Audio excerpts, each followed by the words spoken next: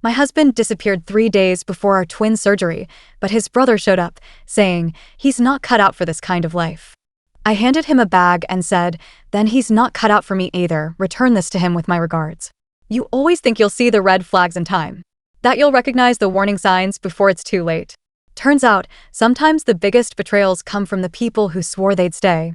My name's Amanda Cole. I'm 38. Living in Raleigh, North Carolina, in a modest 3-bedroom ranch house with peeling paint and a stubborn creaky porch. I'm a mother first, a freelance graphic designer second. My twins, Caleb and Grace, are 5 years old. Funny, sharp, the best parts of me and everything I didn't know I was capable of loving this much. They were born early, 6 weeks too soon, lungs too small. We spent the first few months of their lives in and out of hospitals. Breathing monitors, feeding tubes, a constant hum of worry under every breath. It didn't get easier as they got older. Caleb had a heart defect that hadn't corrected itself. Surgery was inevitable. We knew that. We planned for it. Prepared for it. Or at least I did. I met Lucas 10 years ago at a tech convention in Charlotte. He was charming in that easy way some men are, quick with a joke, quicker with a smile. We married fast. Fell into life like it was all going to work itself out somehow. At first, it was good. But as the twins got older, as the doctor visits piled up, as life became less about date nights and more about insurance calls and hospital bills, Lucas changed. Or maybe he just stopped pretending. He started working longer hours. Started sighing a little too loud when Caleb's breathing treatments interrupted football games. Started disappearing on weekends with vague excuses about clearing his head. I made excuses for him. To myself. To our friends. To the kids. Because that's what you do when you think love means staying no matter what. 3 days before Caleb's surgery, Lucas disappeared. No note. No call. No explanation. I tried not to panic. Tried to convince myself he was just overwhelmed. Tried to believe he would walk back through that door with a bouquet of gas station flowers and a half-baked apology. But deep down, I knew. On the second day, his brother, Adam, showed up. I was sitting at the kitchen table, the twins playing with crayons in the living room, when there was a knock at the door. I opened it to find Adam standing there, hands shoved deep into his jeans pockets, face pinched tight. Amanda, he said. Adam, I said back, wary. He looked past me, into the house. At the life Lucas had left behind. At the chaos he had walked away from. Adam sighed, stepping onto the porch. He's not cut out for this kind of life, he said finally. I stared at him. The words didn't even make sense at first. Not cut out for what? Being a father? Being a husband? Being a damn adult? I didn't yell. Didn't cry. Didn't plead.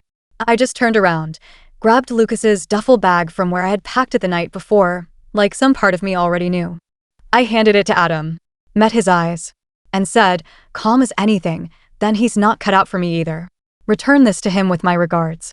Adam opened his mouth, closed it, took the bag, walked back to his truck without another word.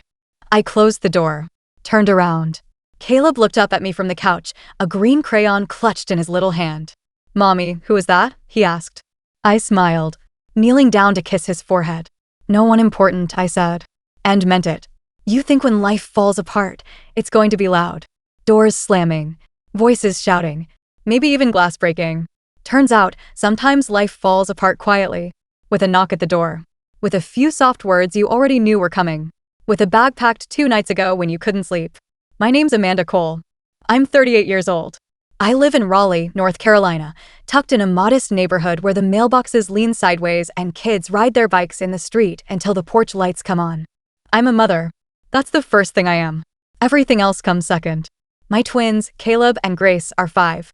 They're the kind of kids who make you believe in miracles.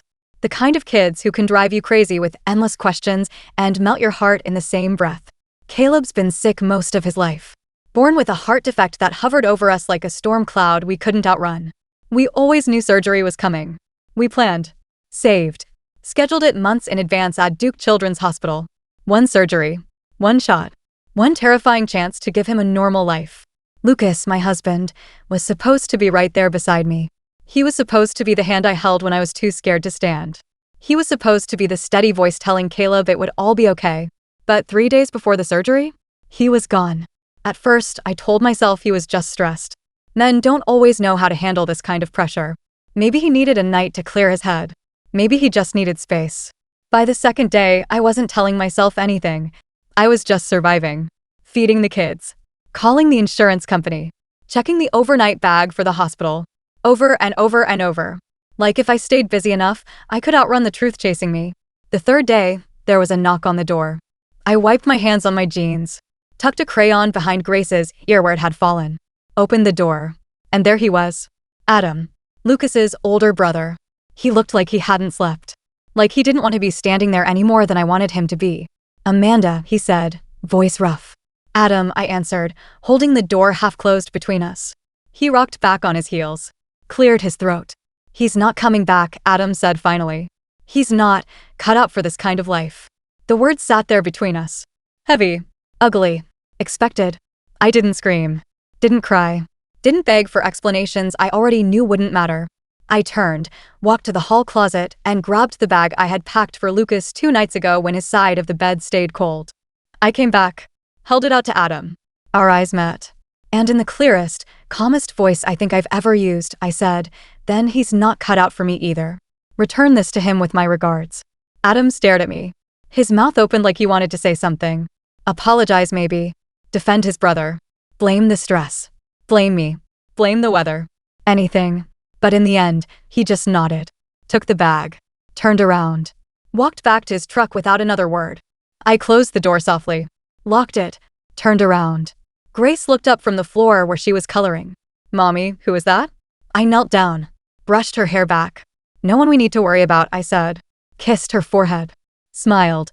And for the first time in 3 days, the knot in my chest loosened just a little. The night before Caleb's surgery, I barely slept. I sat at the kitchen table, the glow from the overhead light too harsh, too bright, while I double-checked the hospital paperwork for the 100th time. Insurance cards. Consent forms. Emergency contacts. Every line stared back at me, asking the same quiet question. Are you ready to do this alone? The twins were asleep upstairs. I could hear Grace's soft snore through the baby monitor we still used, even though they were 5 now. It was a comfort thing. For them. For me. I made a list of everything I needed to pack in the morning. Then another list, just in case I forgot something from the first list. It was stupid. Pointless. But it kept my hands busy. Kept my heart from splintering. Around midnight, I made a cup of tea I didn't drink and sat by the front window. The street was quiet. Just the occasional car sliding past, headlights painting streaks across the walls. The house felt too big. Too empty. Like it wasn't just Lucas who had left. Like some part of me had packed up and walked out too. I didn't cry. I didn't rage. I just sat there, letting it settle in, letting myself admit it. I was alone, and I could survive it.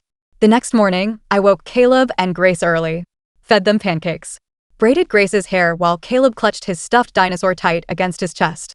We packed up the car. I buckled them into their car seats, checked the buckles twice. Just me. No one to double-check. No one to steady my shaking hands. The drive to Duke Children's was a blur. Caleb chattered nervously about the hospital, the way little kids do when they don't really understand what's coming. Grace sang nonsense songs in the back seat. I kept my hands tight on the wheel, knuckles white. Smiled in the rearview mirror every time they looked up. Because if I was scared, they'd be scared. And I refused to let them be scared. At the hospital, I signed Caleb in. Filled out more paperwork. Answered questions I already knew the answers to. Yes, he's allergic to penicillin. Yes, he's had anesthesia before. Yes, I'm the only emergency contact. One of the nurses, a kind woman named Beth, touched my arm gently as she led us to the pre-op room. You're doing great, she said softly. I nodded. Didn't trust my voice enough to answer. In the tiny, sterile room, I helped Caleb change into the little hospital gown. Held his hand when they came in to start his 4. Told him it was okay to be brave and scared at the same time. Because it was. Because I was. When the surgical team came to wheel him back, he squeezed my hand hard. Mommy, you'll be here when I wake up? He asked, voice trembling. I knelt down. Pressed my forehead to his. Always, I whispered. He nodded bravely, clutching his dinosaur tighter. And then they wheeled him away. I sat in the waiting room with Grace curled against my side, clutching her tablet, watching cartoons with the volume too low to hear. I stared at the clock. Watched every minute drag by. Listened to the soft murmur of other families waiting. Waiting, hoping, praying. Hours passed. The surgeon came out, still in scrubs, face tired but smiling. He's doing great, she said. The surgery went well. He's in recovery now. I let out a breath I didn't even know I'd been holding. Felt Grace tighten her arms around me. We did it. We made it through. And Lucas? Lucas wasn't even a ghost in the room. He wasn't missed. He wasn't needed. He wasn't even a shadow on the floor. They let me sit with Caleb once he woke up. He was groggy, his little face pale against the hospital pillow, his tiny fingers still wrapped stubbornly around his stuffed dinosaur. "Mommy?" he mumbled, his voice scratchy. I leaned in close. "I'm right here, baby," I whispered. He blinked up at me, half smiling, half dreaming, and squeezed my hand. And just like that, every fear, every sleepless night, every second of waiting melted into something fierce and solid inside me. We were going to be okay. The next few days were a blur of beeping monitors, rounds of nurses checking vitals, and Grace making herself comfortable on the fold-out chair in Caleb's room. She colored pictures for him, tried to share her pudding cups, told him long, winding stories that made no sense but made him smile anyway. We became a tiny army of 3, stronger than I ever thought possible. On the second night, after Caleb had fallen asleep and Grace was curled up next to me snoring softly, there was a knock on the hospital room door. I turned, heart leaping into my throat for a second. For a wild, stupid moment, I thought maybe it was Lucas. Maybe he'd show up, looking guilty, begging to be forgiven.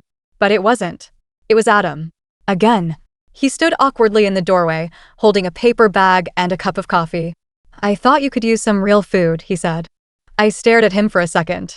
Almost said no. Almost told him to leave. But instead, I just nodded. Because I was too tired to fight anyone who wasn't actively trying to hurt me. He came in, setting the bag and cup down gently on the little side table. "How's Caleb?" he asked, voice low. "Good," I said, glancing back at my son, watching the steady rise and fall of his chest. "Better." Adam nodded, shoving his hands deep into the pockets of his worn jeans. "I'm sorry," he said after a long moment. I didn't answer right away.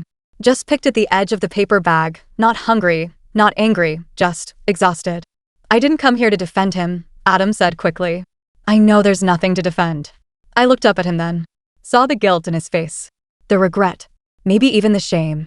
"He's scared," Adam said, shaking his head like he couldn't believe it himself.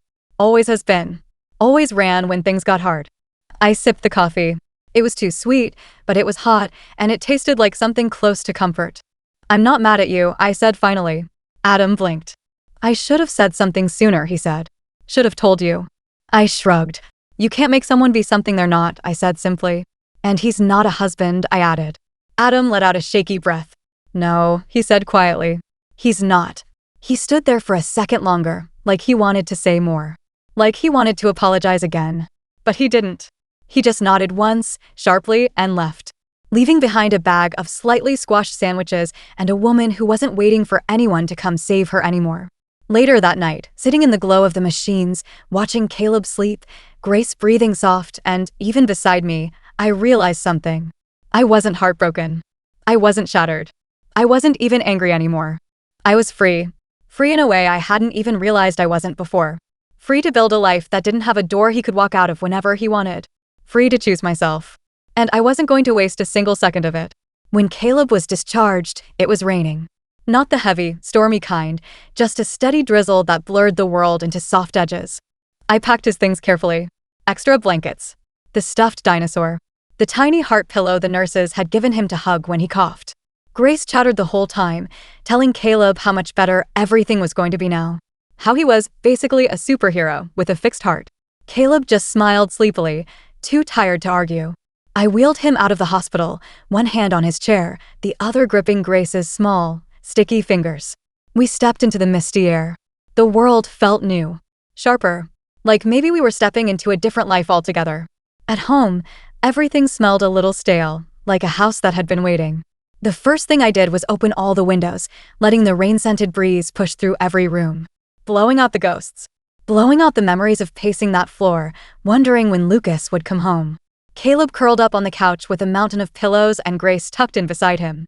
I made grilled cheese sandwiches, one of the few things I could cook without burning, and we ate dinner sitting cross-legged on the floor, laughing about how the rain made funny patterns on the windows.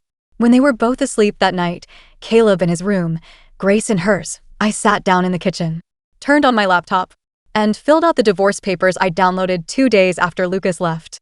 No drama. No second guessing. Just quiet, steady typing. Like writing the ending to a story that had been over for a long time. 2 days later, Lucas finally called. Blocked number. I stared at the screen as it buzzed in my hand. Didn't answer. Let it go to voicemail. He didn't leave one. Coward to the end. I wasn't angry. Wasn't sad. I just didn't care. Not the way I thought I would. Not the way you're supposed to when someone you loved once decides they don't want to carry the hard parts of life with you. A week later, a letter showed up. No return address. Just my name, written in Lucas's messy handwriting. Inside was a single sheet of paper. No apology. No explanation. Just one line. I'm sorry I wasn't stronger. I read it once. Folded it neatly. Dropped it into the trash can without a second thought. Because strength isn't about staying when it's easy. It's about showing up when it's hard. And he didn't. And he never would. Filing for divorce was easier than I thought it would be. No screaming matches. No custody battles. Lucas didn't contest a single thing. Didn't even bother to show up. Signed the papers and mailed them back like it was just another bill he forgot to pay. At first, it hurt a little. Not the loss of him, but the loss of what I thought we were, what I thought we could survive. Turns out, some storms aren't meant to be weathered together. Sometimes, they tear you apart so you can finally see the sky again. The final court date came and went in a blur. I stood in front of a tired judge in a small, stale courtroom and swore under oath that my marriage was over. No tears. No anger. Just a steady, quiet relief. When it was done, I walked out of the courthouse into the crisp fall air. The world didn't look any different. But I felt different. Lighter. Stronger. Like I was finally standing on my own 2 feet, not waiting for someone to catch me or carry me or save me. I celebrated that night by taking Caleb and Grace to a tiny pizza place near the park. We ordered a giant pepperoni pie and enough breadsticks to feed a small army. Caleb drew on the paper placemats with broken crayons. Grace insisted on pouring our sodas herself, spilling half of it in the process and laughing so hard she snorted. I laughed too. Real. Full. The kind of laugh that fills you up instead of draining you. Halfway through dinner, Caleb looked up at me, mouth full of pizza, and said, "Mommy, you're smiling more now." It wasn't a question.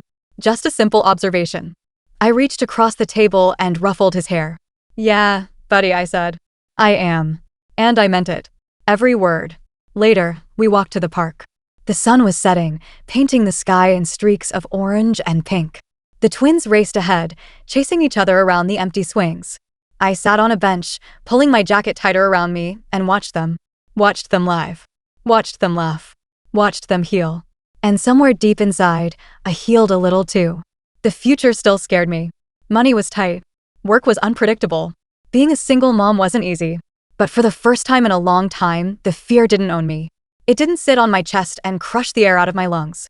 It was just there. A part of life. A part of growing. A part of finally becoming the woman, the mother, I was always meant to be. Months passed. Seasons changed. The pain faded like an old bruise, lingering quietly under the surface but no longer sharp. I built a new rhythm for us. Mornings were chaotic but ours, school lunches thrown together in a rush, mismatched socks, cereal bowls left in the sink. Afternoons were slower, homework at the kitchen table, dinner that wasn't always perfect but was always warm. Evenings were full of bath time bubbles and bedtime stories, and falling asleep on the couch with a book slipping from my fingers. It wasn't perfect, but it was good. And it was real. And most importantly, it was ours. One sunny Saturday, nearly a year after the surgery, I was helping Caleb ride his bike without training wheels at the park. Grace was busy making daisy chains nearby, determined to turn herself into a flower queen. Caleb wobbled a little, gritting his teeth. "I can't do it," he shouted, frustration bubbling up. I jogged alongside him, steadying the handlebars. "You can," I said firmly. "You're stronger than you think." He pushed off again. Wobbled. Straightened. Pedaled hard. And suddenly, he was flying. Laughing. Free. I laughed too, clapping and cheering as he rode in wide, wobbly circles around the park. Grace hooped and threw daisies in the air. And standing there in that warm, golden light, I realized I had done the same thing. I had pushed off. Wobbled. Almost fallen. And then flown. A few weeks later, while cleaning out some old drawers, I found Lucas's letter again. That single stupid line. "I'm sorry I wasn't stronger." I stared at it for a long moment. Then smiled. Folded it neatly. And slid it into Caleb's memory box, the one labeled Lessons Learned. Because that's what Lucas was now. Not a regret. Not a heartbreak. Just a lesson. One I had learned well. I didn't hear much about Lucas after that. Someone mentioned he moved out of state. Got a job he hated. Started dating someone new. I didn't care. Not in a bitter way. Just in the way you don't care about old clothes you outgrew. Some things some people just aren't meant to come with you into the life you build for yourself. My revenge wasn't loud. Wasn't cruel. It was quiet. Simple. Living better without him. Smiling wider. Laughing louder. Building a life so full, so rich, so damn beautiful, he wouldn't even recognize the woman he left behind. And honestly, that was the sweetest revenge I could ever ask for. Because the truth is, sometimes the best way to get even with someone who couldn't handle your worst days is to make sure they never get to see your best ones.